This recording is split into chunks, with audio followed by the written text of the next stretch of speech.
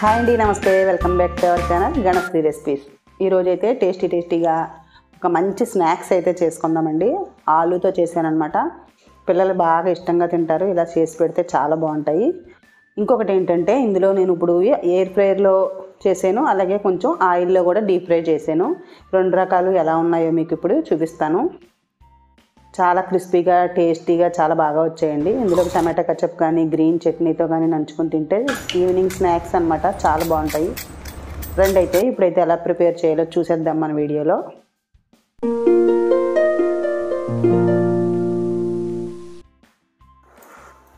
ఉడికించిన బంగాళదుంపలు తీసుకుని ఇలాగా పైన తొక్క అంతా తీసేయాలి.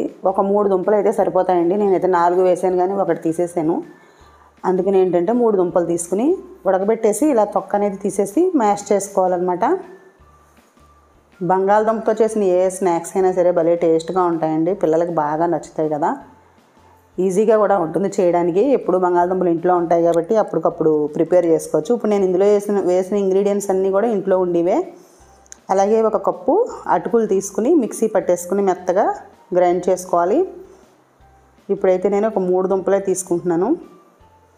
ఈ 3 దుంపలు మ్యాష్ చేసేసేయాలన్నమాట. లేదంటే మనకి గ్రేటర్ కోరుకునేది ఉంటుంది కదా, క్యారెట్ తురిమేది, దాంతో కూడా తురిమేసుకోవచ్చు. నేనైతే ఇలాగా మ్యాష్ చేసేసాను. ఇలా చేసేసి ఒక బౌల్లో వేసుకోవాలి. ముక్కలు అవి అనేవి లేకుండా మెత్తగా పేస్ట్లా ఉండాలన్నమాట. ఇప్పుడు ఇందులోకి అటుకుల పౌడర్ ఉంది కదా, అది కూడా వేసేసుకున్నాను. అలాగే ఒక అర స్పూన్ వరకు చిల్లీ ఫ్లేక్స్ వేసుకున్నాను. కొంచెం సాల్టు, ధనియాల పొడి, అలాగే కొంచెం మిరియాల పొడి వేసాను అనమాట. కారానికి మిరియాల పొడి, చిల్లీ ఫ్లేక్స్ వేసుకున్నాను, బాగుంటుంది. కొంచెం పైన జీలకర్ర కూడా వేసా. అలాగే కార్న్ఫ్లోర్ వేసుకోవాలి కొద్దిగా, 1 టీ స్పూన్ వరకు కార్న్ఫ్లోరు అటుకుల పొడి ఉంది కాబట్టి మంచి క్రిస్పీగా వస్తాయన్నమాట ఈ స్నాక్స్ అనేవి. ఆల్మోస్ట్ అన్నీ ఇంట్లో ఉండివే, అప్పటికప్పుడు రెడీ చేసేసుకోవచ్చు అనమాట. పిల్లల స్కూల్ నుంచి ఇంటికి వచ్చే టైంని మనం రెడీ చేసేస్తే హ్యాపీగా తింటారనమాట. ఇలాగ మొత్తం ముద్దలా కలిపేసి అవసరమైతే కొంచెం వాటర్ వేసుకోవచ్చు, కానీ వేయాల్సిన అవసరం ఉండదు. ఆలుకి వాటర్ తడిగానే ఉంటాయి కదా. కొంచెం ఆయిల్ రాసుకోవాలి, లేదంటే చేతికి అంటుకుపోతుంది. ఇలా ఆయిల్ అంతా రాసేసుకుని ఇప్పుడు మనకు కావాల్సిన షేప్లో తయారు చేసుకోవాలన్నమాట. ఇలా చపాతీలా చేసుకోవాలి. పిండి అనేది తీసుకుని చాలా సాఫ్ట్గా అయిపోయింది పిండి. కొంచెం దళసరిగా ఒత్తేసుకోవాలన్నమాట. నేను చూపిస్తున్న విధంగా దళసరిగా ఒత్తుకోవాలి.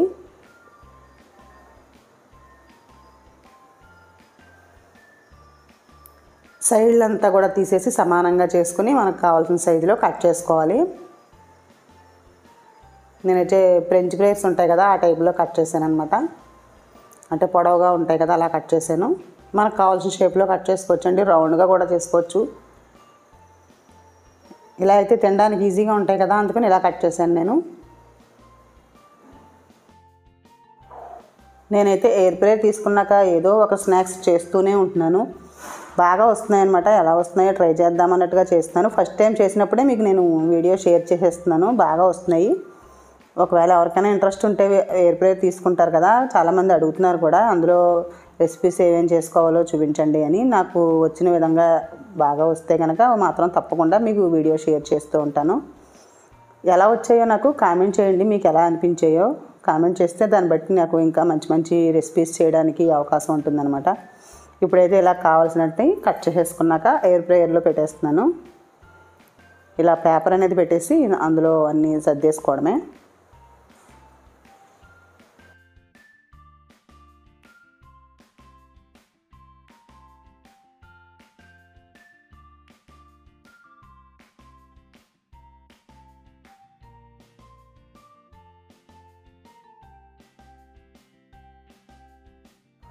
ఇలా రెడీ చేసిన తర్వాత పైన కొంచెం ఆయిల్ అనేది స్ప్రెడ్ చేసుకోవాలి.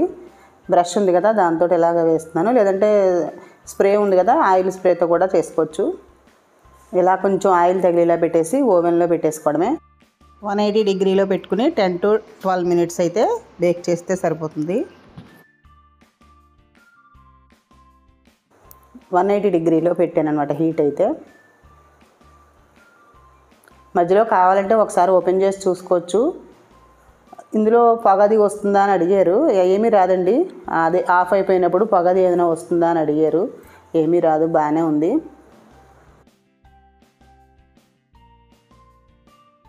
ఇలా మళ్ళీ ఇంకొకటి చేసి చూపిస్తాను చూడండి. ఇప్పుడైతే ఆయిల్లో డీప్ ఫ్రై చేద్దాము. ఒకటి ఓవెన్లో పెట్టేసాను కదా, ఇప్పుడు ఆయిల్లో డీప్ ఫ్రై చేస్తాను. ఈ షేప్ అయితే ఇలాగే చేసుకోవాలని ఏం లేదు, ఎవరికి ఇష్టం వచ్చినట్టు వాళ్ళు షేప్ తయారు చేసుకోవచ్చు. కొంతమంది పిల్లలకైతే రౌండ్గా కావాలంటారు, రౌండ్ చేసి పెట్టండి. ఆల్మోస్ట్ ఎక్కువ ఇలాగే ఇష్టపడుతూ ఉంటారు పిల్లలైతే, ఇలా ఫ్రెంచ్ ఫ్రైస్ ఇలా ఉంటేనే తినడానికి ఇష్టపడుతూ ఉంటారు అనుకుంటా. ఇలా అన్నీ తీసేసి ఇప్పుడు ఆయిల్ వేడి చేసుకుందాము. స్టవ్ మీద కడాయి పెట్టేసి కొద్దిగా ఆయిల్ వేడి చేస్తున్నాను. ఆయిల్ బాగా వేడెక్కిన తర్వాత ఇందులో డీప్ ఫ్రై చేసేస్తున్నాను. ఓవెన్ కానీ ఎయిర్ ఫ్రైయర్ కానీ లేని వాళ్ళు ఇలాగ మనం డీప్ ఫ్రై చేసుకోవచ్చు. కాకపోతే ఆయిల్లో ఎక్కువ వాడుతున్నామని ఫీలింగ్ ఉంటుంది కాబట్టి ఎయిర్ ఫ్రైయర్లో అయితేనే కొంచెం బాగున్నట్టు అనిపించింది నాకైతే. ఇప్పుడంటే ఎక్కువ ఆయిల్ ఎక్కువ తింటలేదు కదండి ఎవరు డీప్ ఫ్రైలు, కానీ అప్పుడప్పుడు పర్వాలేదు, ఎప్పుడైనా చేసుకోవడానికి ఏం పర్వాలేదు. చూసారు కదా, ఇలాగ ముందు స్టవ్ కొంచెం ఆయిల్ వేడెక్కిన తర్వాత కొంచెం మీడియం టు లో ఫ్లేమ్లో పెట్టుకుని కొంచెం గోల్డెన్ కలర్ వచ్చే వరకు వేయించేసుకోవడమే. క్రిస్పీగా వచ్చేయండి, ఇవి కూడా చాలా బాగా వచ్చాయి. ఎక్కువ టైం ఏం పట్టదండి, ఈజీగా అయిపోతాయి. ముందు తయారు చేసుకోవడమే కొంచెం ఆలస్యం అవుతుంది అంతే.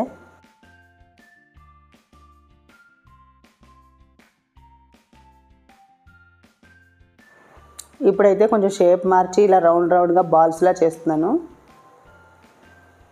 ఇలా చేసుకున్నా కూడా ఈజీగా ఉంటాయి, చేయడానికి బాగుంటాయి. పోర్క్ ఉంటుంది కదా, పోర్క్ తోటి ఇలాగా షేప్ అనేది చేస్తే డిజైన్ వస్తుంది అనమాట పైన. ఆలు నెగ్లెట్స్ అది అంటారు కదా, మనకి ఫాస్ట్ ఫుడ్ సెంటర్లో అవి దొరుకుతూ ఉంటాయి, ఫ్రిడ్జ్లో పెట్టి అమ్ముతూ ఉంటారు, స్టోరేజ్ చేసుకునేవి. ఇంటికి తెచ్చుకొని మనం వెంటనే ఆయిల్ ఫ్రై చేసుకుంటాం కదా, అటువంటివి అనమాట. టేస్ట్ సేమ్ అలాగే వస్తాయన్నమాట అండి. ఇవి కూడా షేప్ మార్చాను అనమాట, ఇప్పుడు వేరే షేప్లో చేసి చూపిస్తున్నాను. ఇవి కూడా కొన్ని ఆయిల్లో ఫ్రై చేశాను, అలాగే కొన్ని ఓవెన్లో కూడా పెట్టాను, అదే ఎయిర్ ఫ్రైయర్లో కూడా పెట్టాను అనమాట. ఇప్పుడు ఇవి ఎలా ఉన్నాయో చూద్దాము. పూర్తిగా అయితే వేగలేదు, చూసారు కదా, ఇలా తెల్లగా ఉన్నాయి, మెత్తగా కూడా ఉన్నాయి. మళ్ళీ కొంచెం ఆయిల్ వేసి పైన కొద్దిగా ఆయిల్ అప్లై చేసి ఇంకొక 2-3 నిమిషాలు పెట్టుకుంటే సరిపోతుంది అనమాట. 10 మినిట్స్లో ఒకసారి ఓపెన్ చేసి చూస్తే ఇలా కొద్దిగా బేక్ అయి ఉన్నాయి. ఇంకా ఒక 2-3 నిమిషాలు పెడితే సరిపోతుంది. పూర్తిగా ఒక 12 మినిట్స్ అయితే సరిపోతుంది అనమాట బేక్ అవ్వడానికి. అందుకే ఇంకొక 2 నిమిషాలు అయితే ఆన్ చేశాను. ఓపెన్ చేస్తున్నాను. అయిపోయాయండి, రెడీ అయిపోయాయి. చూడండి చాలా బాగా వచ్చాయి. మనకి ఎప్పుడు కావాలంటే ఇప్పుడు ఒకసారి వీలుగా ఓపెన్ చేసి చూసుకుని పెట్టుకోవడానికి వీలుగా ఉందన్నమాట. అదొకటి బాగుంది, వెంటనే తెలుస్తుంది అనమాట. లేదంటే మాడిపోయే వరకు అలా ఉంచుకోవాలి, అలా ఏముండదు. చాలా బాగా వచ్చాయండి, చాలా క్రిస్పీగా వచ్చాయి, చాలా బాగున్నాయి. అలాగే ఈ వేరే టైప్ చేశాను కదా మోడల్, అవి కూడా పెట్టేస్తున్నాను. ఇవి కూడా ఒక 12 మినిట్స్ బేక్ చేసుకుంటే కరెక్ట్గా సరిపోతాయి.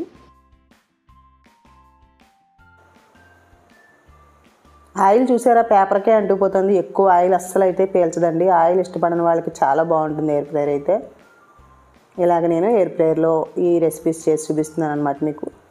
అవి బాగానే వచ్చాయి, ఇవి బాగానే వచ్చాయి. ఎక్కువ క్రిస్పీగా అయితే ఎయిర్ ఫ్రైయర్లోనే బాగా వచ్చాయండి. ఆయిల్లో అయితే ఆయిల్ అయితే ఏం పీల్చలేదు, పర్వాలేదండి. అవి కూడా కొంచెం క్రిస్పీగానే వచ్చాయి. ఎక్కువ అయితే ఎయిర్ ఫ్రైయర్లో చాలా బాగా వచ్చాయి అనమాట. రెండు కలిపేసాను నేను.